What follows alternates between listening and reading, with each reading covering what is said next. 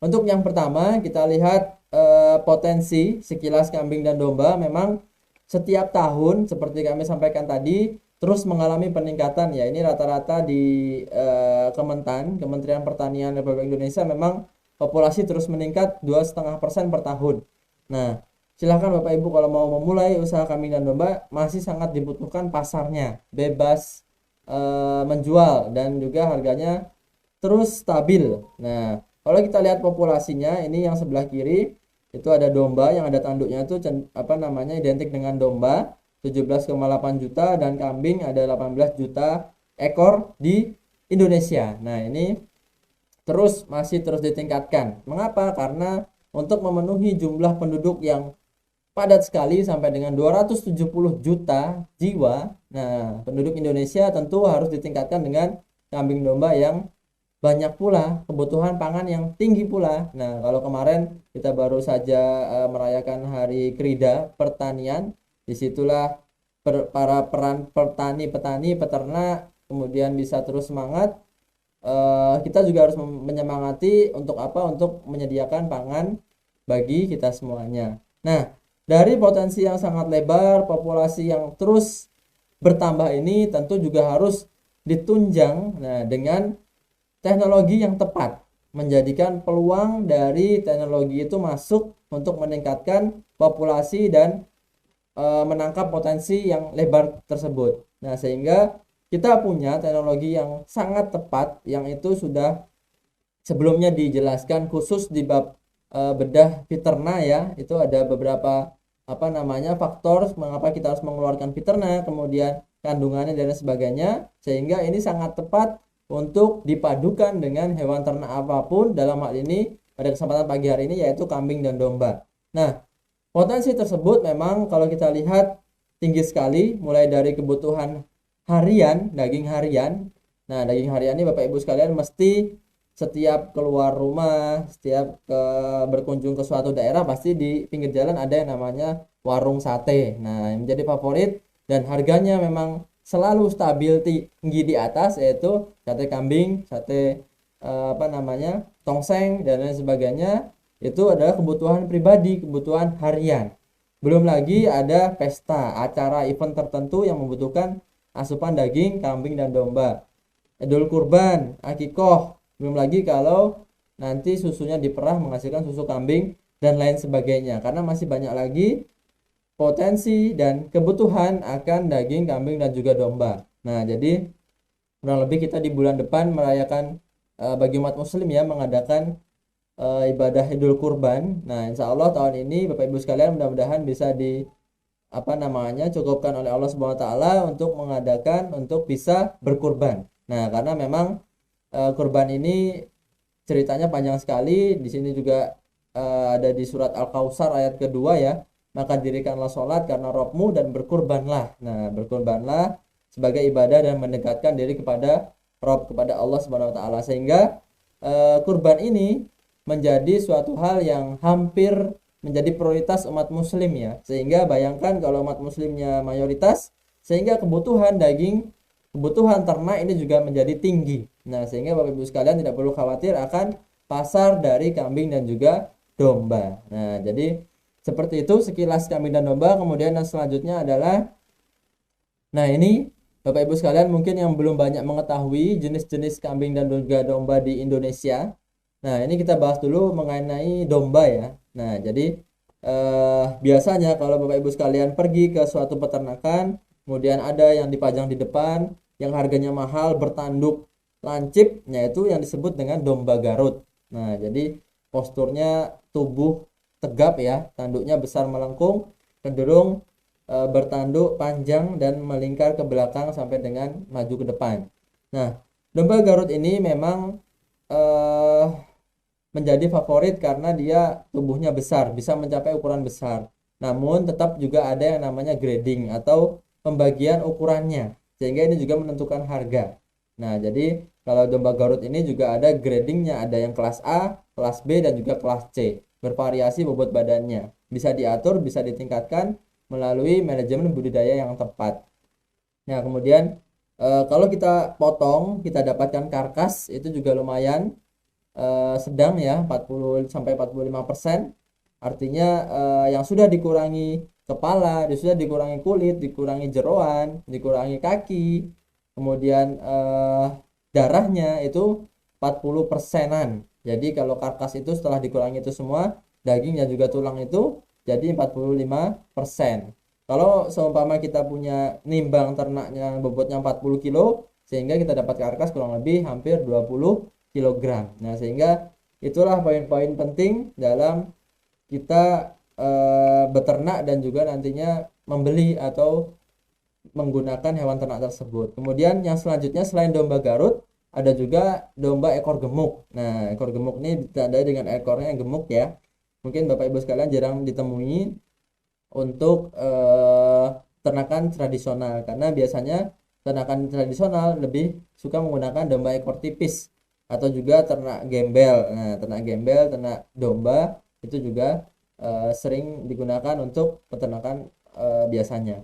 Nah, DEG ini atau domba ekor gemuk itu memang karkasnya lebih tinggi. Nah, lebih tinggi, dia kepalanya lebih agak kecil, kemudian tulang-tulangnya dan posturnya memang kalau dibandingkan domba yang lain memang lebih tinggi, namun belum bisa mengalahkan dari domba Garut. Nah, kemudian yang ketiga adalah domba ekor tipis. Nah, inilah yang sering banyak kita temui di lapangan. Nah, gembel biasa disebut juga dengan gembel karena bulunya, rambutnya itu yang tebal, kotor. Nah, gembel ya, gembel. Namun kami sarankan apabila Bapak Ibu sekalian ingin beternak, rambut-rambut itu juga seharusnya dicukur, nah dipotong, sehingga tidak mengganggu, tidak menjadi tempat bagi penyakit itu tumbuh menempel di tubuh ternak. Nantinya ada kutu, ada serangga dan sebagainya, itu menyebabkan penyakit. Nah, DET ini, domba ekor tipis ini memang lebih kecil badannya. Nah, jadi lebih di bawahnya dari si domba ekor gemuk tadi. Nah, kalau karkas memang nggak beda jauh, masih di atas 40%, dan dia cenderung telinganya ke bawah kecil. Nah, tanduknya pun tipis kecil, muncul tapi biasanya cuman sedikit ya, sedikit, nggak sampai dia melingkar seperti domba Garut. Nah, yang terakhir mengenai domba yang memang saat ini juga banyak dibudidayakan dan juga menjadi favorit dari dagingnya itu adalah domba merino. Nah, domba merino ini banyak juga yang bilang seperti biri-biri. Nah, namun aslinya ini adalah domba merino. Badannya tertutup dengan bulu yang rambut yang tebal. Nah, rambut yang tebal dan juga dia memiliki karkasnya yang tinggi sekali. Karkas tadi setelah dikurangi semuanya ya, dia itu mempunyai persentase daging tadi yang banyak dari badannya tersebut. Walaupun harganya mahal, apabila dia dipotong ternyata mendapatkan daging yang banyak dan juga berkualitas. Mengapa kemudian menjadi favorit? Karena dagingnya pun kualitasnya bagus, lebih empuk, lebih sehat dan lain sebagainya.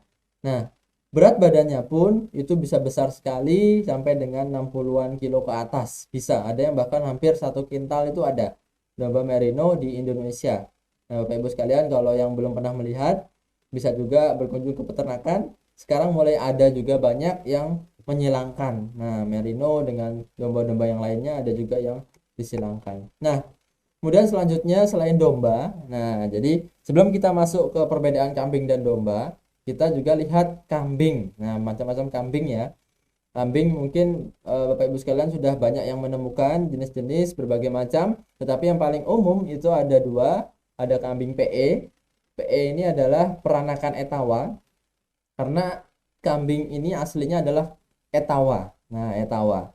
Namun begitu sampai di Indonesia tentu harus adaptasi dan juga harus bisa mengikuti iklim di Indonesia, sehingga perlu dikawinkan dengan ternak yang sesuai dengan iklim Indonesia sehingga menghasilkan anak walaupun produktivitasnya menyerupai dengan etawa tadi, namun ini sudah peranakan sehingga jarang sekali etawa asli tetapi kita sebut dengan PE, kambing peranakan etawa.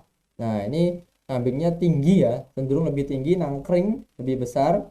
Nah, pundaknya itu biasanya dinilai untuk perlombaan. Nah, jadi kalau dia tinggi, besar, kemudian dia bisa menjadi pemenang kontes. Biasanya juga ada kontesnya. Tinggi pundaknya sampai dengan 1 meter, berat badannya tinggi juga, berat juga sampai dengan 40-an kilogram. Nah, di sisi lain kita punya kambing yang asli ya, kambing yang pribumi ibaratnya. Nah, itu adalah kambing kacang. Nah, kambing kacang ini mudah dipelihara, dibiarkan saja dia hidup makan sendiri nyari sendiri, tetapi memang posturnya itu tidak sebesar kambing dan juga domba yang lainnya. Kambingnya kecil, kemudian warnanya hitam, biasanya hitam gelap, hitam full. Kemudian ada juga ya sekali yang coklat, putih, kombinasi juga ada. Berat badannya mungkin hanya berkisar paling tinggi 30 kg. Nah, jadi kambing kacang ini mungkin kalau untuk peliharaan, sambilan, tabungan itu juga enggak apa-apa. Cuman kalau untuk budidaya tanggung ya, sekalian aja berikan yang terbaik. Nah, ternyata kambing itu berbeda dengan domba. Bapak Ibu sekalian, memang ada berbagai macam perbedaan sehingga kita harus membiasakan menyebut dengan perbedaan tersebut. Misalnya si peternak itu ternak domba ya bilang saja ternak domba. Nah, kalau ternak kambing ya ternak kambing, karena memang dari berbagai jenis itu ada perbedaan.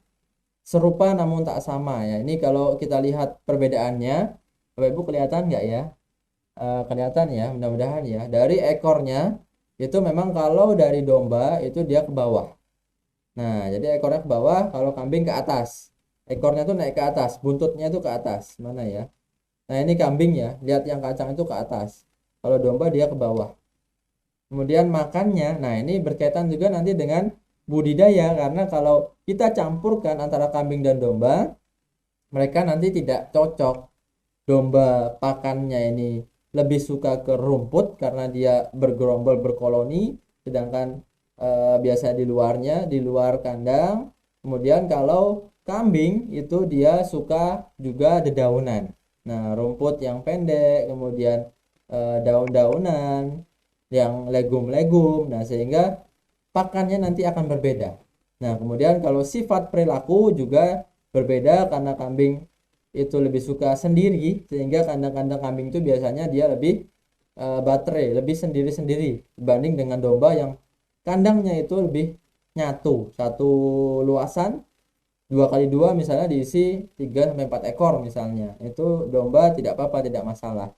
Kemudian kalau fisik tentu domba ini bulunya, rambutnya lebih tebal daripada kambing. Kemudian telinga dan tanduk itu juga berbeda. Nah, kalau tanduk dia melengkung ya, kalau domba, kalau kambing biasanya dia ke atas dulu.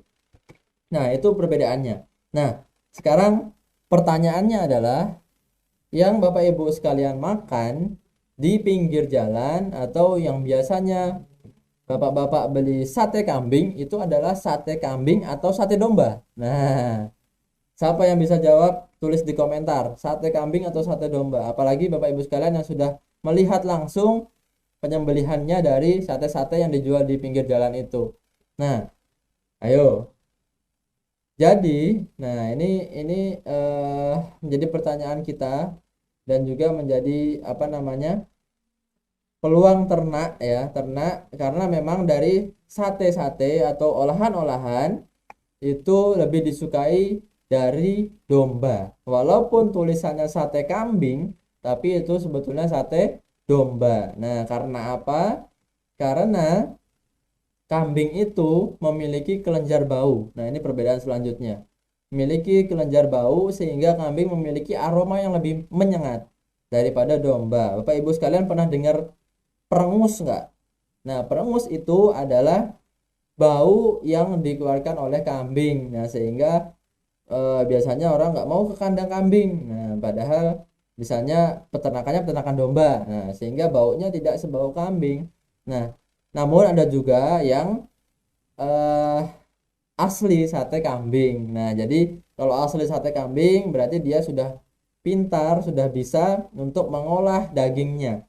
Karena aroma bau ini, kelenjar bau ini hanya ada di bagian bawah ekor biasanya. Bagian bawah ekor, bawah tubuh si kambing. Sehingga jangan sampai bagian itu bercampur dengan bagian daging lainnya. Atau jangan sampai setelah kita potong bagian ekornya, kemudian tangan kita masih megang bagian itu, kemudian megang bagian lain, maka khawatirnya dagingnya menjadi lebih lebih bau, lebih perengus. Nah, jadi satenya nanti kurang, aromanya kurang nendang lah. Nah, belum lagi dari kualitas dagingnya, karena daging domba banyak yang bilang juga lebih lebih empuk. Nah, jadi mayoritas memang sate kambing ini yang digunakan adalah dari daging domba.